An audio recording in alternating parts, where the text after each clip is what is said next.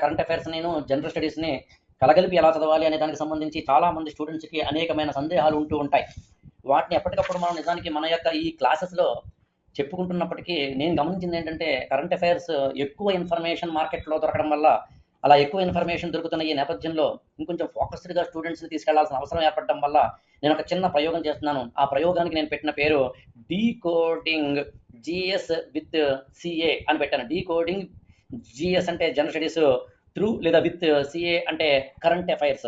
Decoding general studies through current affairs అంటే current affairs ద్వారా general స్టడీస్ని decode చేస్తూ చదవడం అనే దానికి సంబంధించిన ఒక వినూత్నమైన ప్రయోగం. వినూత్నమైన ప్రయోగం అనే దానికన్నా బెస్ట్ ఏంటంటే ఆల్రెడీ మనం ఈ గురుకులంలో చేస్తున్నదే, కాకపోతే ఇంతవరకు మీరు కొన్ని చేసుకోండి అన్నాను, కానీ మీరు చేసుకోవటం లేదు నాకు అర్థమైంది. అందుకని నేనే చేసి పెట్టాలని డిసైడ్ అయ్యాను.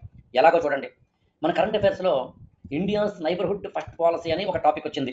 అంటే భారతదేశానికి సంబంధించి చుట్టుపక్కల ఉన్న దేశాలతోటి అంటే ఆఫ్ఘనిస్తాన్, పాకిస్తాన్, నేపాల్, భూటాన్, మయన్మార్, బంగ్లాదేశ్, శ్రీలంక, మాల్దీవ్స్ అనే తన చుట్టుపక్కల ఉన్న దేశాలతోటి ఏ విధంగా భారతదేశం ప్రవర్తించాలి అనే దానికి సంబంధించిన ఒక ప్రధానమైన ఆర్టికల్ నుండి కరెంట్ అఫైర్స్లో వచ్చింది.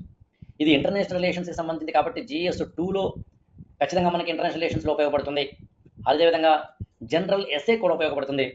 నేను ఇందాక చెప్పింది అదే. ఇకపై ఈ క్లాసుల్లో ఏ టాపిక్ ఏ పేపర్కి ఉపయోగపడుతుంది, ఎస్ఏకి ఉపయోగపడుతుందా, జనరల్ స్టడీస్కి ఉపయోగపడుతుందా లాంటి వాటిని చెప్పదలుచుకున్నాను.